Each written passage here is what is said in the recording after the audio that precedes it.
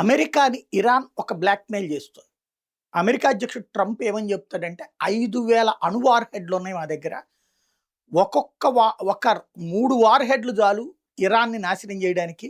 Maximum ఒక 10 war heads వాడామంటే Iran బూడిదైపోతుంది అని చెప్తున్నాడు. అంటే అణు బెదిరింపులకు దిగాడు. హార్ముజ్ జలసంధిలోని షిప్స్ జోలికి పోబాకండి. అట్లాగే ఎర్ర సముద్రంలో హౌతీల ద్వారా చేస్తున్న దాడులు ఆపండి. ఎందుకంటే ఇప్పుడు రెండైనాయి. బాబ్ ఎల్ మందాబు, ఈ హార్ముజ్ 2 జలసంధులలో కూడా రచ్చ చేస్తుంది.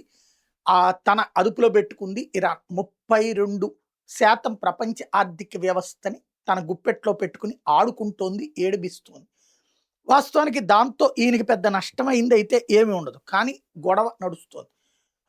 అమెరికాకి గొడవకేంటి, పరువు పోతోంది అక్కడ. కాబట్టి ఇప్పుడు ట్రంప్ ఈ హెచ్చరికలు జారీ చేస్తే ఇరాన్ ఏమంటుందంటే మీరు మమ్మల్ని బూడిచ్చేయచ్చు, కానీ పతనం దెబ్బతినే ముందు కూడా మా దేశాన్ని మీరైతే ఆక్రమించుకోలేరు. నెంబర్ 1. రెండవది, మా దేశంలో ఉన్నటువంటి అందరం కలిసి, అంటే మేము ఒక 10 కన్వెన్షనల్ అంటే సంప్రదాయ మా దేశంలో తయారైన మిస్సైళ్ళని వదిలిపెట్టామంటే ప్రపంచ ఆర్థిక వ్యవస్థ కుప్పకూలిపోతుంది. ఎందుకని అంటే గల్ఫ్ దేశాల్లో ఉన్నటువంటి ఆయిల్ నిల్వల్ని ధ్వంసం చేస్తామని చెప్తుంది. అది జరిగితే గనక ప్రపంచ ఆర్థిక వ్యవస్థ మొత్తం సర్వనాశనం అయిపోతుందని బెదిరిస్తుంది.